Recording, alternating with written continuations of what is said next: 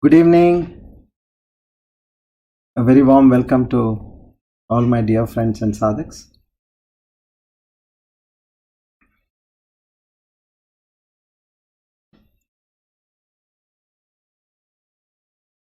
Come, let's pray and start together.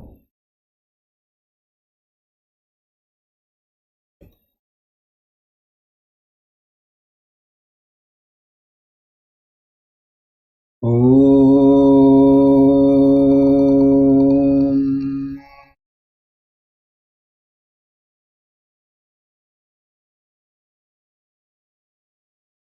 Om.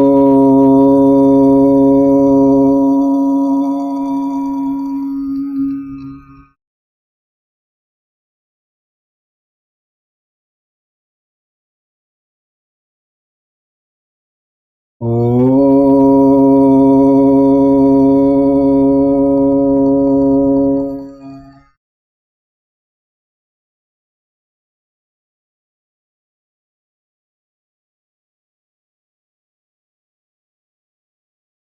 Asato ma sadgamaya tamaso ma jyotirgamaya mrityorma amrutam gamaya.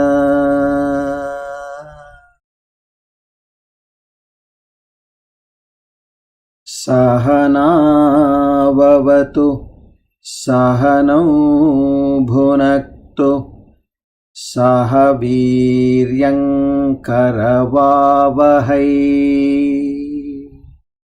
tejasvinavadhitamastu ma vidvishavahai. Om Shanti Shanti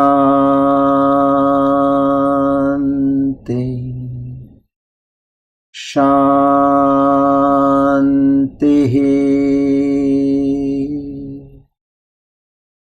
Hari Om Tat Sat. Shri Chinmaya Sadgurave Namaha.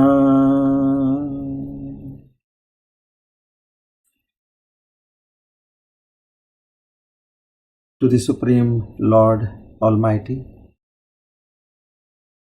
Pushkaraksha, Mahasvana, Anadinidhana, to such a great Lord, we together offer our Sastanga pranams and namaskars to the Lord. To seek His grace, His blessings, His mercy, His love, His devotion, His forgiveness, Shraddha, Bhakti, Jnana, and Vairagya. We beseech in the Lord to bestow all these qualities. Make this knowledge into a living reality and transcend our lives into the ocean of bliss and Amritattva. Our Sastanga pranams and gratitude to the Guru Parampara. Today we are on the Divine Discourse number 164 on the 1st of December 2020.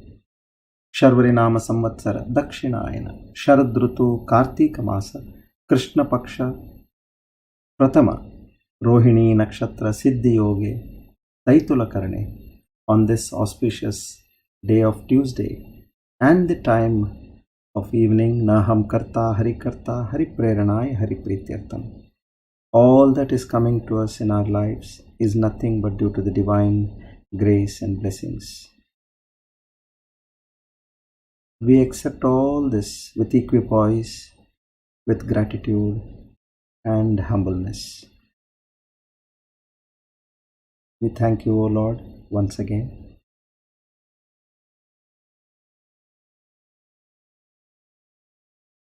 Good evening to everybody.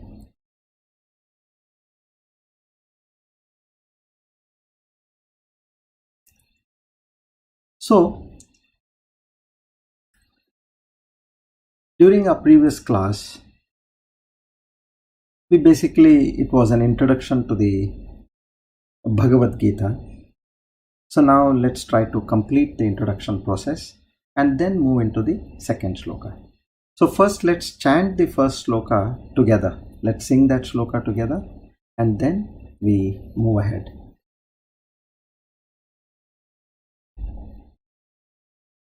Bhaj Govindam, Bhaj Govindam, Govindam Bhaja Mudhamate, Samprapte Nihite Kale, Samprapte निहिते काले नहीं नहीं रक्षति ढुकुरुं करणे नहीं नहीं रक्षति ढुकुरुं करणे भज गोविंदम भज गोविंदम गोविंदम भज मूढ़मते.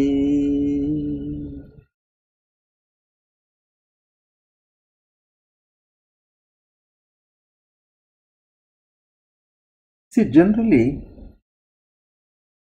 we all have the habit of finding faults with others. Now here, when we see a fault in others, if there is nobody around us, we do this self-talk. Why this person is doing like this? Why is he behaving so foolishly? Why is he doing that? Why is he doing this? We start the self-talk, and no sooner somebody comes near us, then we start talking to that person. This is the normal mentality or a psyche of a human being. But what is the mentality of saints? The moment they see something going wrong somewhere, they don't do what we do. They reach out to the person and they openly tell that person. They don't even talk to themselves, nor they talk to anybody else. That is the difference. So what we saw here, when Jagadguru Adi Shankaracharya was returning from the Ganges river, moving into the city of the Banaras, Kashi at that time, he saw this old man who almost had 1 foot into the grave. He is learning grammar. He got so vexed. He said, what is this people are doing? Even now he wants to learn grammar and teach grammar and make money out of it. He gets annoyed, and there, not only with the interest of correcting that person, but he says, I must now give the whole world my message of what is right and what is wrong, and when things have to be done in our life accordingly. So in that way, he gives out beautiful 30 shlokas. One is the initial one. Now what we are learning is the prayer. Mangala shloka, what we call. And the rest 30 shlokas, absolutely in each and every shloka, he gives a message on one point, which one needs to grasp and imbibe in life. It is said that if somebody understands Bhaja Govindam in its entirety, in totality, that is enough, they say, for a person to evolve to the highest planes. Not just become a good human being while you are living, not becoming just a good spouse or a parent or a child or a civilian, good human being, you will become extremely par excellence. This is what you are to others. Then what happens to you? Atyantika dukkha nivritti paramananda prapti. Atyantika dukkha nivritti means that fear, anxiety, pain, sorrow, disturbed mind, what one has in life. Here they say, all that will come slowly, gradually it will start reducing, and it will come to a point of no effect on you. Just as you take a painkiller and the pain starts reducing, in the same way, atyantika dukkha nivritti. Nivritti means it removes. Dukkha, sorrow. Paramananda prapti. On one hand, it just removes the sorrow. And on the other hand, it gives you the feeling of bliss. What more can one ask in life? So here, as we all know, if whatever we are doing, we say that we are doing for a living, but one has to eventually ask a question to our own self. Then what is living for? If you have done all that you are doing for a living, then what is really living for? And as Sri Ramakrishna Paramahamsa, he said, the purpose of human life is to achieve self-realization. There is no other goal in human life. The main purpose and goal of human life is to achieve self-realization. And we, just by knowing Shastras, will not take us anywhere. You studying grammar, you studying Shastras, and if you are making it as a means of livelihood, then he warns, hey man, this is not what you are doing. This is not right. Know God. If you know what is water,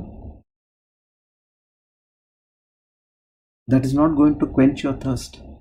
You need to drink that water to quench your thirst. In the same way, just knowing the Shastras will not help you. You have to inculcate the Shastras into your life and observe, do all the sadhana by the process of sadhana chatushtaya, and keep moving forward and become the knowledge. What you have learnt as Shastra should become yourself.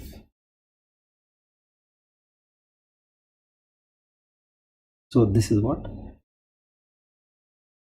Adi Guru Shankaracharya wants to tell us. Now we'll move forward. Now let's talk about the glory of human life. What is that which we have got? See, many a times we don't understand. Let's say you have a Kohinoor diamond. You don't know the value of that Kohinoor diamond. And what are you using it for? Some may use it as a paperweight, a foolish person.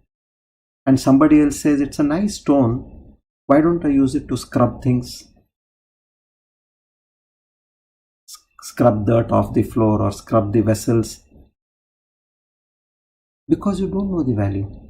So here, Bhagavan Shankaracharya in his Viveka Chudamani, he writes, Durlabam Trayame Vaitadevanugraha Hetukam. What are the three things? He says, three things are only and only by the grace of God which are given to you. And the first one is Manushyatvam. You becoming a human being is the greatest gift what you have got. And second one is Mumukshutvam. Mumukshutvam is that love to become one with the Lord, that devotion towards the Lord, that eagerness to understand the Lord. And the third one is Mahapurusha Samshrayaha. Mahapurusha, here it talks about a Guru and Shastra coming under the fold of this Guru and Shastra. If one gets these three things, he says, you can consider that out of millions and millions of lives which you have lived intelligently, then only this is possible. And I'm sure here all of us have got these three things. We have got a human life, very clear, we are not an animal. Second, we have got mumukshutvam. We want to have devotion to the Lord. We love the Lord. We want to go to Him. This mumukshutvam is there. And the third one is we have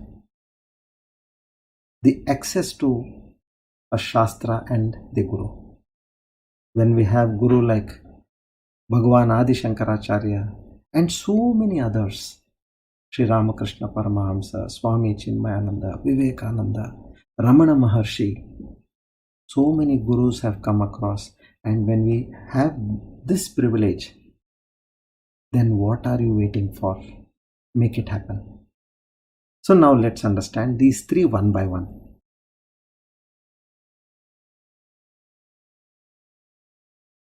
Value of human life, let's take that first. See, unless and until you know the value of something, you will not be able to give its due respect and regard. That's the common mentality of a human being. So, how difficult it is for the Lord if He has decided that I want to give a human life to a particular jiva, how it crosses over. Now let's come to understand that. This is as per the Markandeya Purana. Now a jiva finally gets the seal that it has to become a human. Earlier, whatever it might have been a dog, a donkey, a lizard, a snake, a cockroach, whatever it is. Now it has got a human life. Now how this jiva travels? From the Yamalok, it travels through the clouds, and by way of rain it falls onto the earth, planet Earth. Now this particular jiva which falls onto the ground, it gets into a seed, second stage. And the third stage is this seed has now to turn into a fruit or a grain. Now when it is in the process of turning into a fruit or a grain, it should not be eaten by any other animal, insect or bird. So the Lord protects this jiva, this particular jiva which has gone into this seed. Now it has to only be eaten by a human. So the fourth stage is now to whomever this has to be born, to that male person, now this fruit or grain reaches that male person.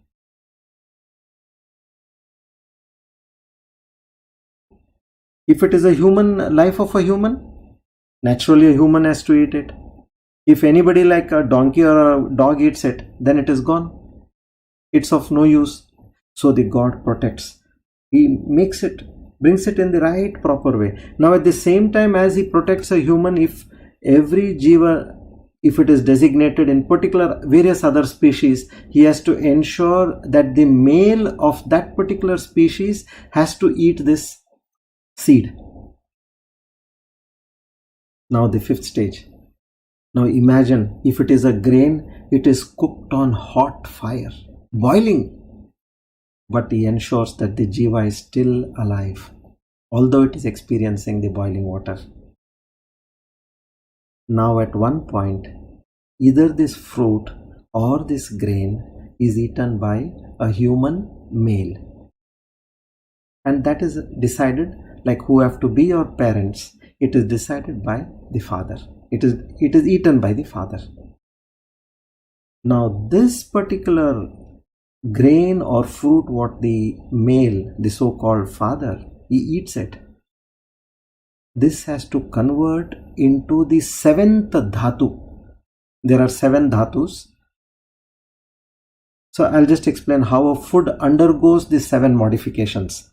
So first, when we eat our food, what comes out of it is known as chyle.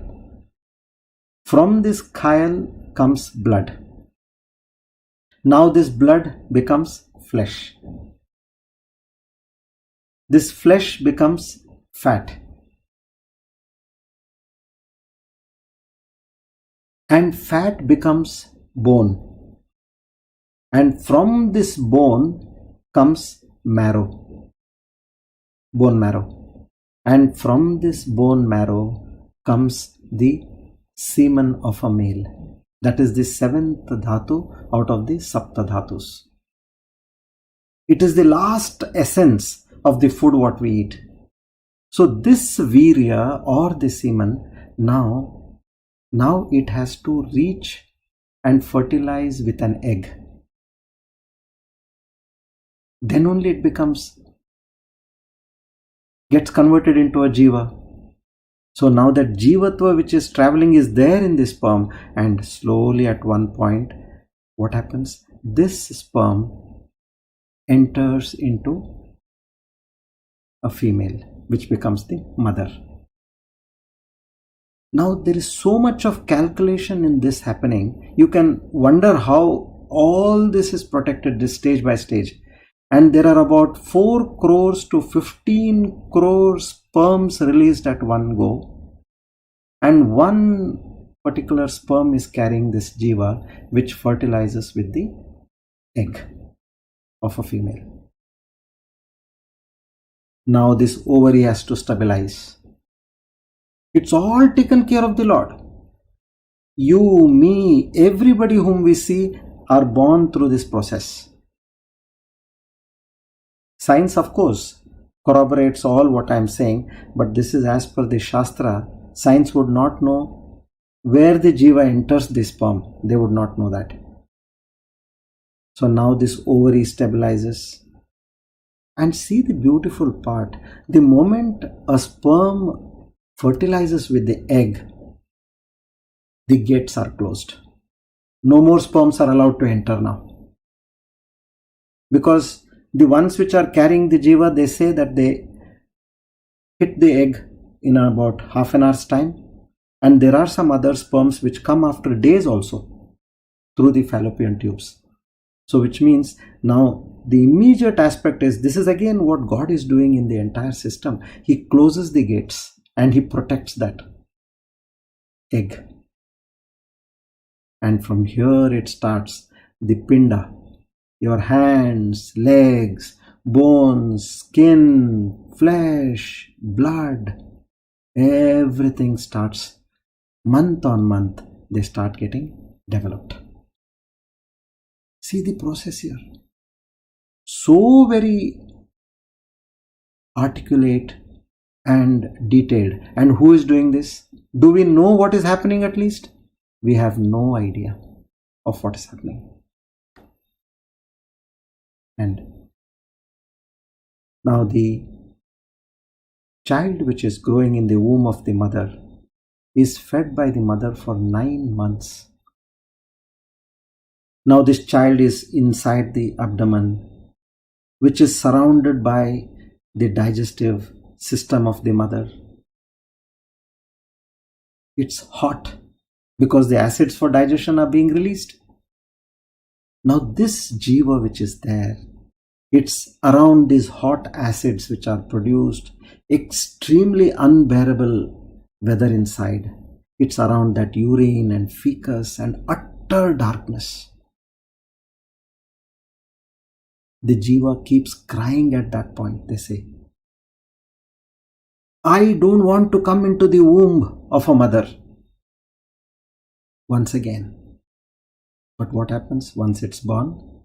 The Maya Shakti overtakes and it forgets.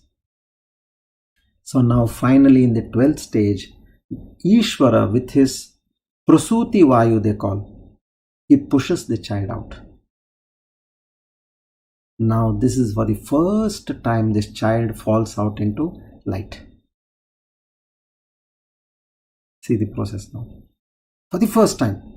Now this child drinks milk because it's a natural instinct. It is hungry. It drinks milk, and then when it doesn't know how much to drink, it vomits. Sometimes in its sleep it vomits. It passes urine. It passes feces. It doesn't know. If nobody looks at the child, it is sleeping in that urine, in that vomit, in that feces. Crying, but crying, cannot express anything else. This is the state of that jiva. We have all gone through this state. In one incident, they say, a mother was carrying a child who is about 1.5 years old. Now she wanted to catch a bus. Unfortunately, the bus was overcrowded, but she had to reach somewhere. So what she does, she somehow manages, the conductor knew her, and the way she was running for the bus, he understood that she is in dire need and necessity. He manages to open the door, and she creeps inside with great difficulty, and he closes the door strongly. Now she has a child on her shoulder. The child screams once and then goes off to sleep. Now what everybody thought, probably the child, because of that rush and that uncomfortable situation, it must have screamed or cried. Nobody paid much heed to that child. Now what happened? Slowly they saw that the child's face started turning blue, because his mother is on the final step. She is on the one but last step. There's nobody else who can see the child from the other side, but they could see the child's face.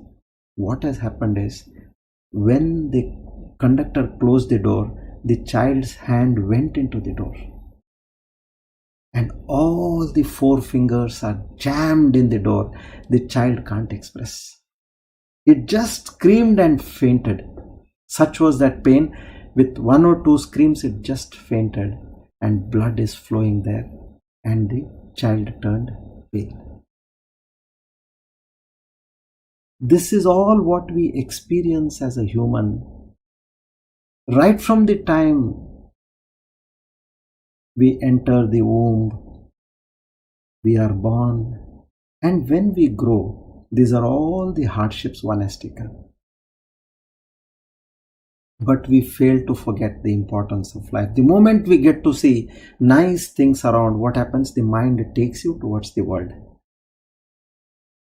So what we need to understand is, this is all the kind of a price we have paid to come onto this planet and into the mother's womb and eventually have a birth.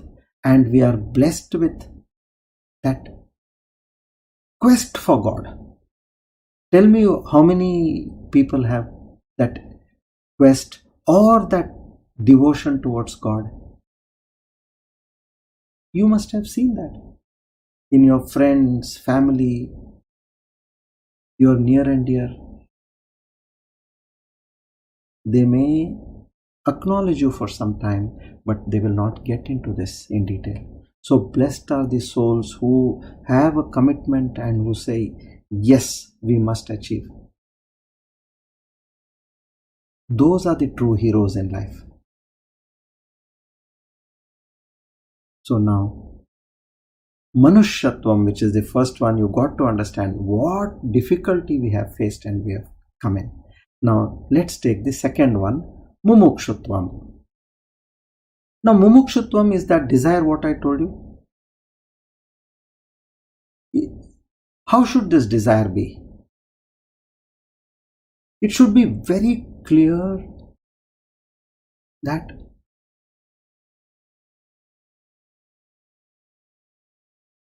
you have a life, death is certain, and at one point You know that you have to leave this body. So be completely prepared. Just like you know that you're writing an examination and say it is for about 1.5 hours. After 1.5 hours, your question paper will be just snatched from your hands. He is not going to ask you, please give me your paper. And you say, sir, I'm writing. If you start writing, he'll snatch the paper from you. In the same way, your death will snatch away the life. It will not only snatch away life, but it will confiscate each and everything what you have materialistic gain in this life, excepting the pap and punya what you have done in life.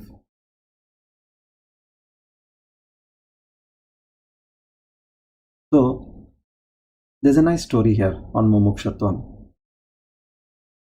One hot summer, now a train halts at a station. It's about 3 o'clock in the afternoon, non-AC compartment. Everybody is sweating. And there, one small boy who is on the platform selling water. He is running up and down the platform, pani, pani, pani, pani, pine ka pani, pine ka pani. And one person, he stops the boy and he asks him, कितने में दिया एक गिलास पानी? That person said, 1 रुपया साहब, एक गिलास पानी 1 रुपया. This person who is sitting in the train, he says, 12 आना में दोगे? Meaning, will you give it to me at 75 paise? Now this boy, he just smiles and he moves ahead. He does not get into any discussion further with that person. This was noticed by one Swamiji who was sitting over there, a yogi. He calls the boy and he asks him, I saw what happened between you and that passenger. Why did you smile? It was a kind of a smirk on his face. Why did you give that kind of a smirk? Now, that boy tells, Swamiji, the one who is really thirsty, he will not bargain. He will say, एक glass पानी दो.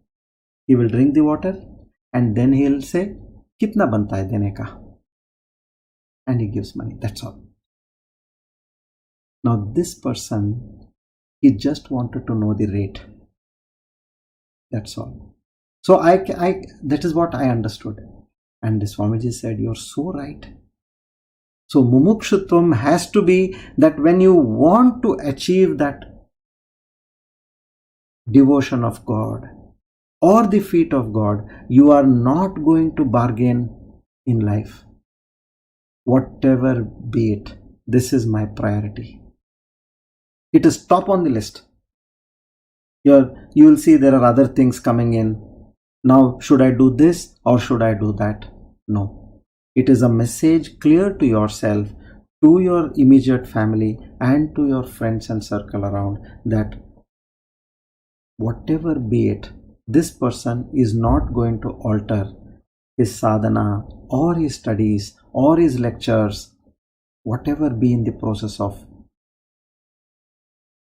reaching the Lord. That is known as the true mukshutvam. So we have to be that. You are so much thirsty, it should be that kind of thirst. Once a disciple asked Sri Ramakrishna Paramahamsa, what kind of mukshutvam I should have? The same thing. Now what we are saying, you should have mumukshutvam, but not a diluted form. It'll take you nowhere. Have that real concentrated and acute desire to reach the Lord. So Sri Ramakrishna Paramahamsa, he did not say anything. He just kept quiet. And the student said, probably the teacher will find the right time and tell me. Fair enough. So next day they go to a river to have a bath in the morning. So there, the disciple, guru, they're all having a bath together. When the disciple who had asked this question, he gets into the water, dubki, he gets into the water. There, what Paramahamsa does is, he places his hand on his head and does not allow him to come up. Now this fellow is struggling inside. He's kicking himself, he's putting all the pressure to come up, but Sri Paramahamsa held him so hard, and finally at one point he releases his hand and this person comes out and he takes a gasp of breath. The student asks Paramahamsa, "What is this?" Swamiji, Thakurji they used to call him, "Thakurji, what is this you did to me? Another 2-3 seconds I would have died." He said, "You had asked me the meaning of mumukshutvam, right? What was your level of desire to come out of the water and take a breath of air? What was the intensity?" That should be the intensity in us to reach the Lord. That is the true mumukshutvam. You have to go to that extent. Meaning nothing else. At that point of time, he will not look around, "Arey, there is a nice fish over here," or "There is a nice pearl inside the water, let me pick it up." Nobody will look around at that time. They would just want to come up and take a gasp of breath.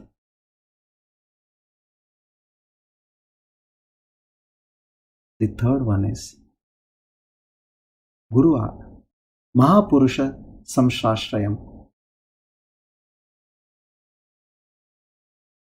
A teacher. Like you may ask somebody, "How do I go to, let's say, Shirdi?" Somebody will tell you, "You can take a car, or you can take a train, you can take a bus, you can take a flight, you can take a lorry also." They will give you different methods of going to that place. But which is the right method? The fastest, safest, most convenient method that only a person who has got the knowledge, who has gone to Shirdi several times and come back, he will tell you, "Do this in this particular way, take this particular route and go on these lines."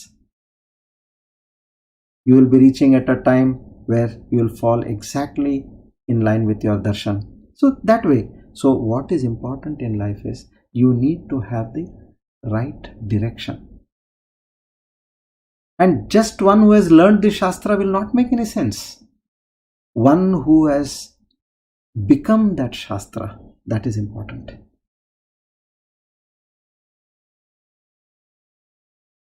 So here, Bhagavan Shankaracharya is known for not getting angry. But when he saw this old man saying "Dukrung Karane," he got angry. So then how is that a saint got angry? He's not supposed to get angry, isn't it? So they say, like, "Uttamasya kshanam kope madhyamasya prahadvayam adhamasya tvahoratre papishto naiva munchati." For an evolved person, anger stays for a few seconds. For a mediocre person, it stays for about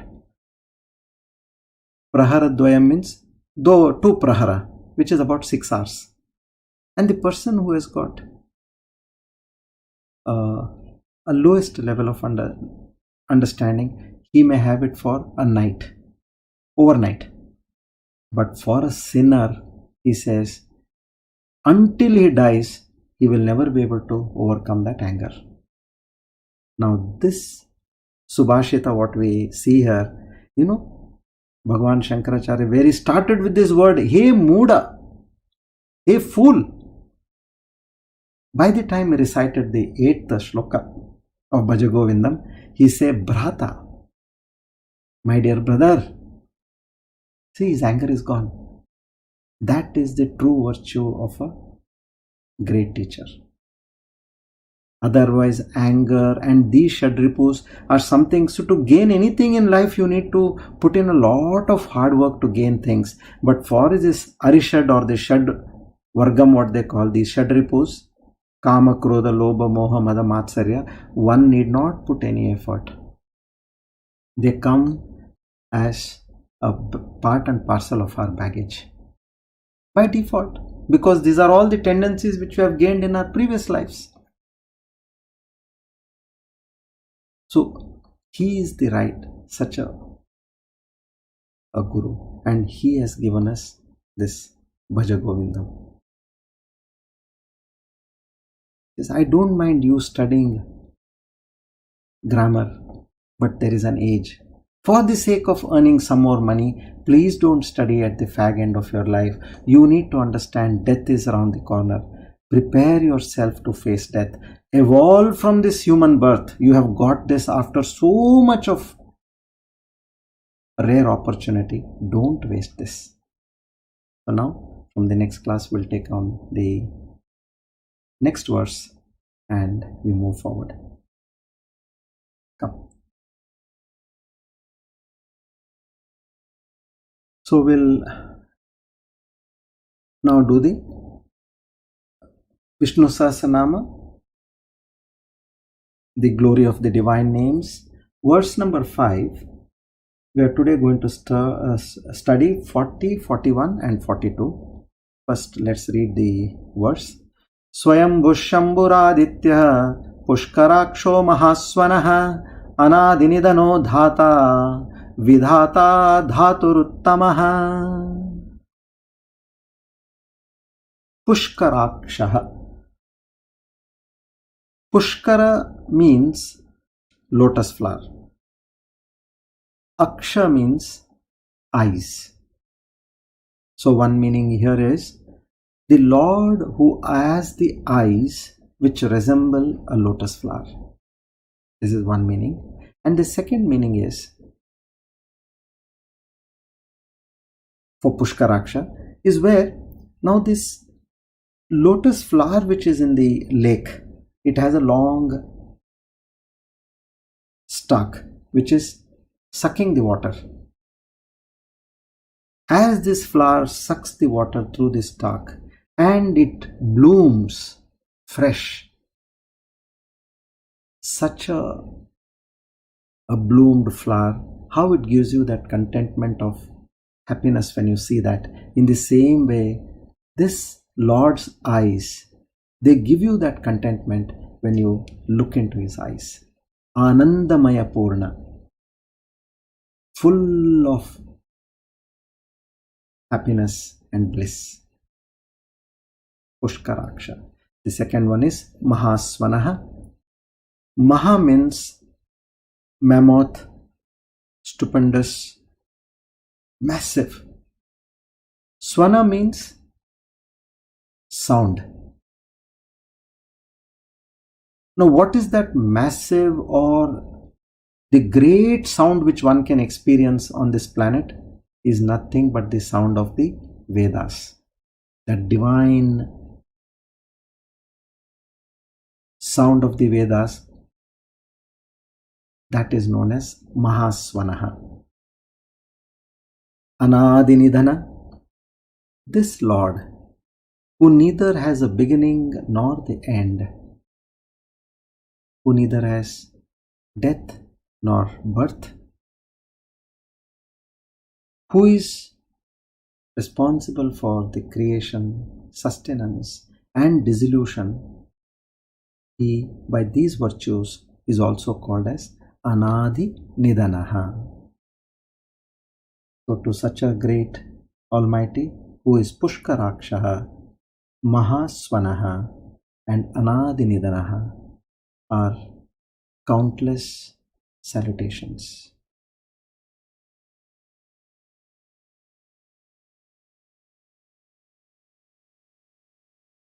Let's chant the Mahadhanvantari Stotra.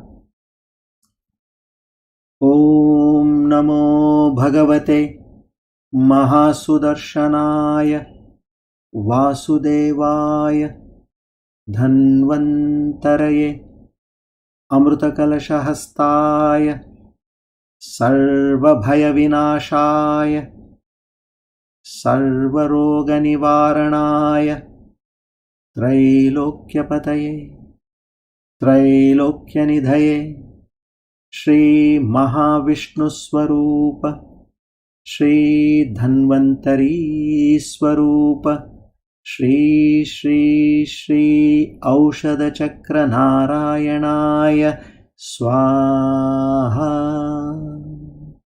Om Namo Bhagavate Mahasudarshanaya Vasudevaya Dhanvantaraye Amrutakalashahastaya Sarvabhayavinashaya Sarvaroganivaranaya Trailokyapataye Trailokyanidhaye Shri Mahavishnu Swarupa Shri Dhanvantari Swarupa Shri Shri Shri Aushadha Chakra Narayanaya Swaha.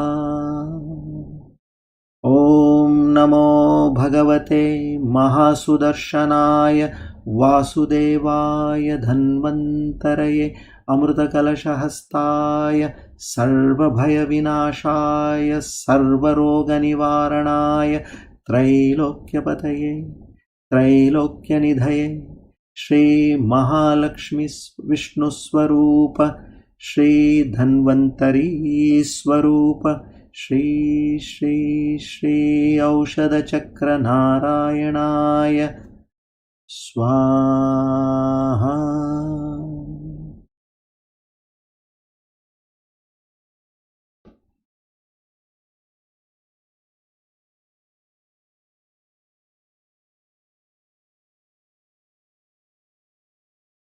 Our humble prayers to Lord Dhanvantari to give us good health.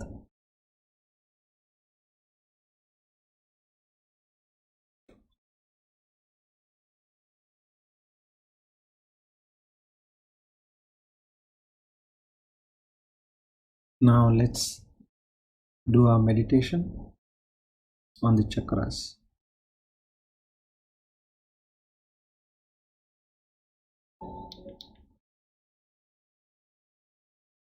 Please be comfortably seated wherever you all are. Head, neck and spine in a straight line.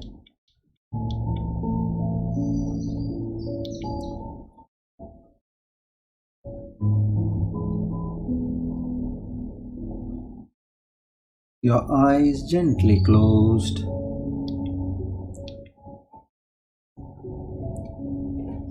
Keep a smile on your face.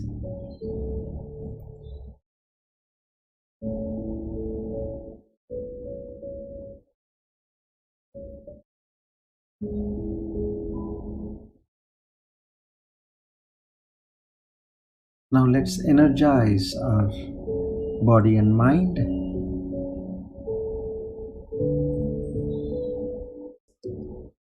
We'll start with the legs.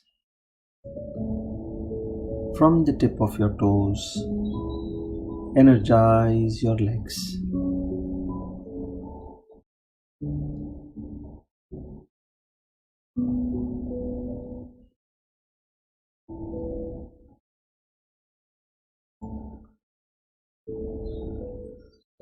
With the power of visualization, feel the consciousness moving in this part of your body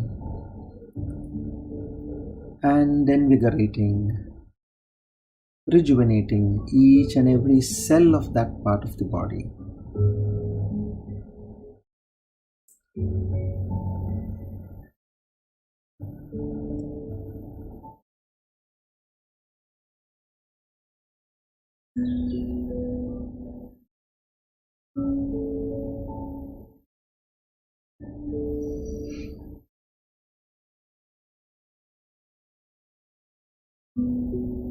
Energize your trunk and back.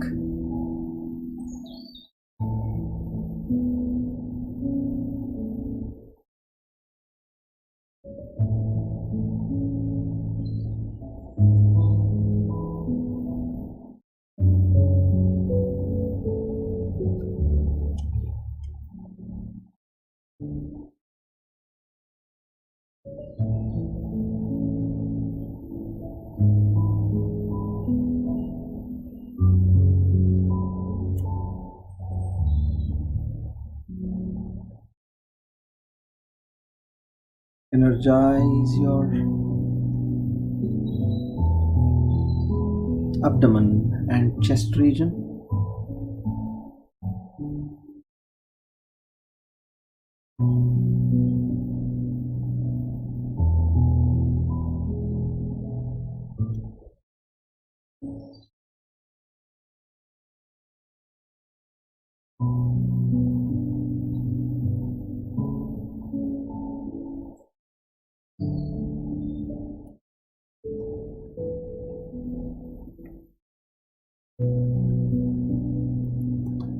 Now, having paid gratitude to all the internal organs of our entire system inside, we move on to energize our hands, starting from the tip of our fingers,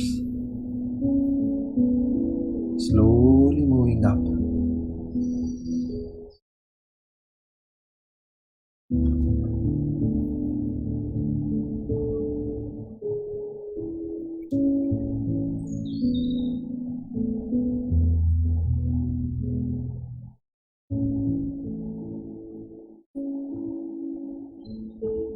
Energize your shoulders and neck.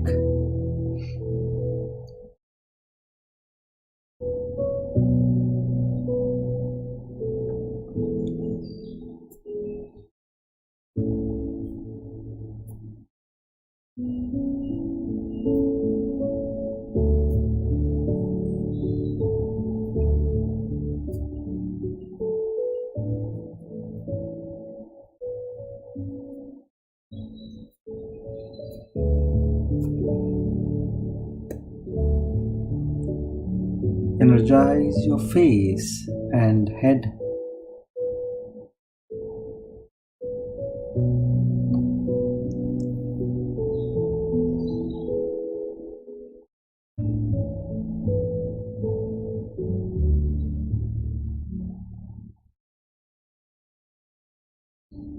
Relax your forehead, stretch it a bit.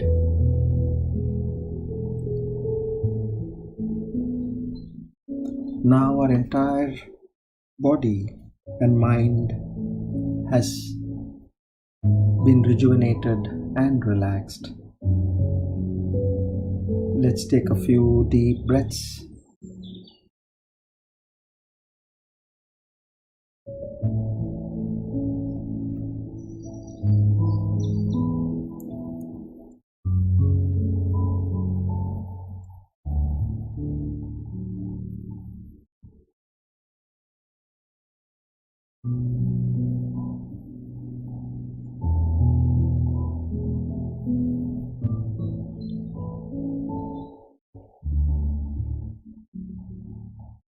Now, today we shall do the chakra meditation on Mooladhara,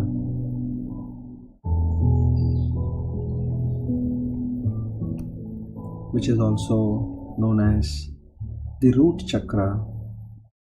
Element is earth, color is red, and meditating on this chakra with the Moola Bija mantra Lam rejuvenates this chakra.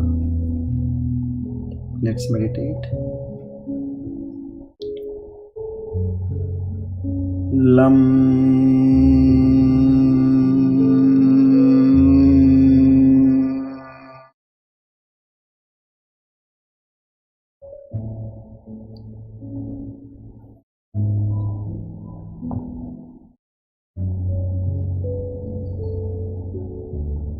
Lam.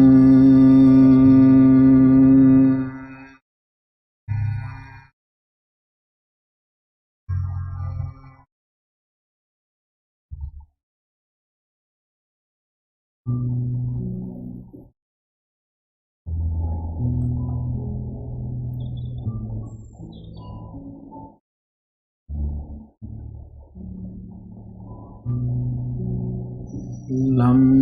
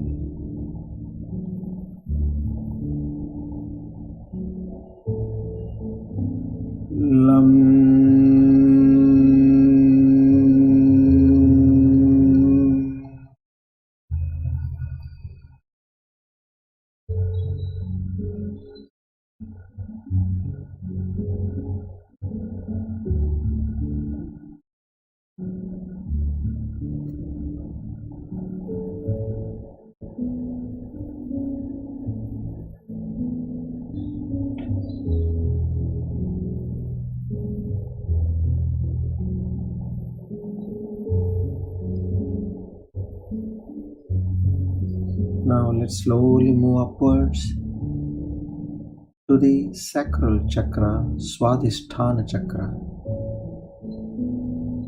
The element is water,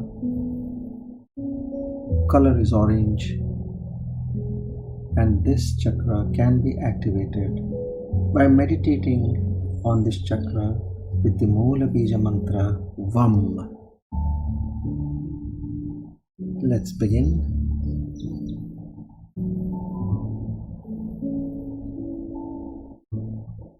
VAM.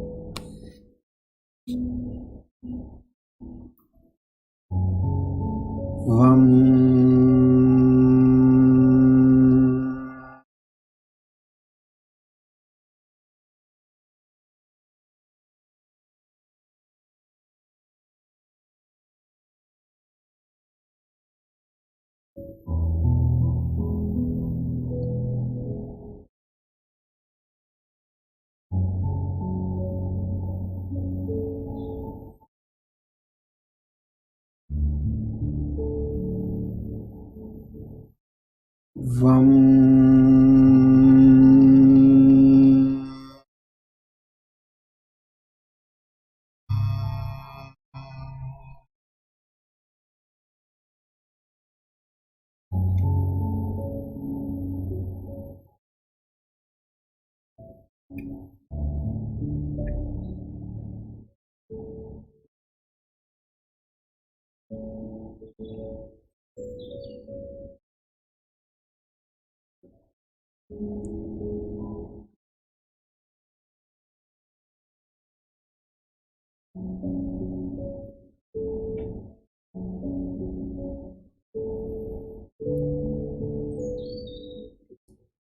Now slowly shift your focus to the tip of your nostrils.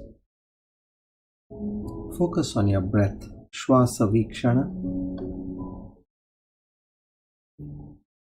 The prana shakti going in and going out.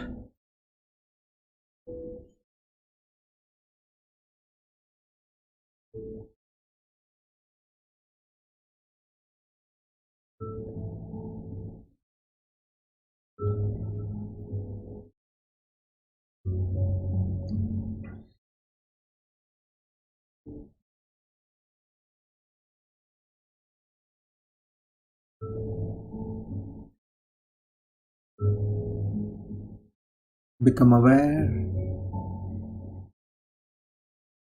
of your body and mind.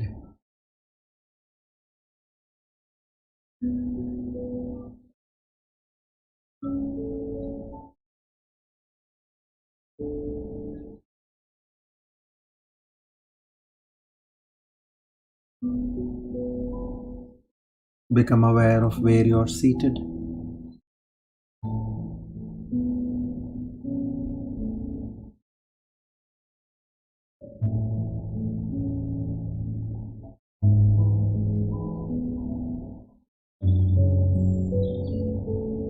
Slowly rub your palm.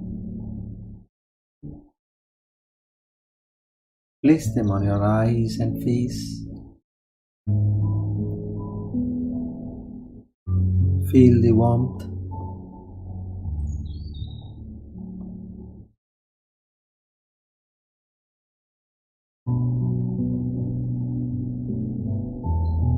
Gently and lovingly open your eyes.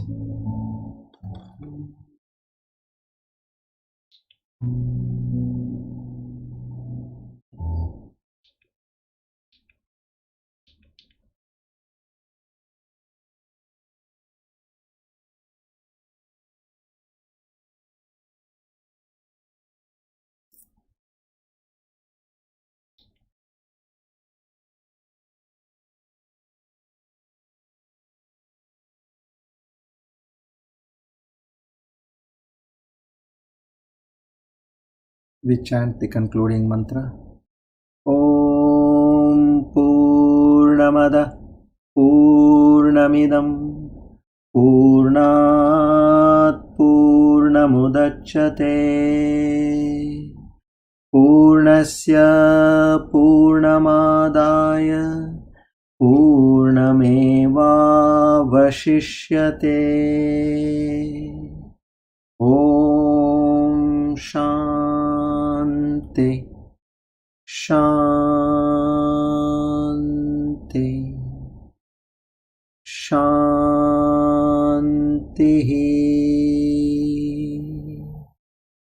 Hari Om Tat Sat. Shri Chinmaya Sadgurave Namaha.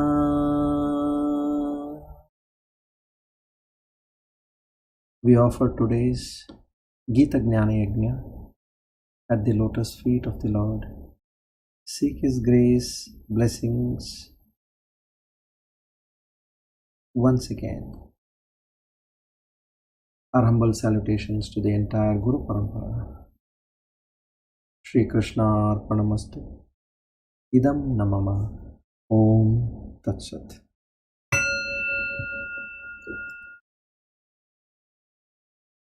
Good evening to all of you. Have a wonderful evening, and we'll again meet on Friday. Thank you for being a part of this wonderful journey. Hari Om.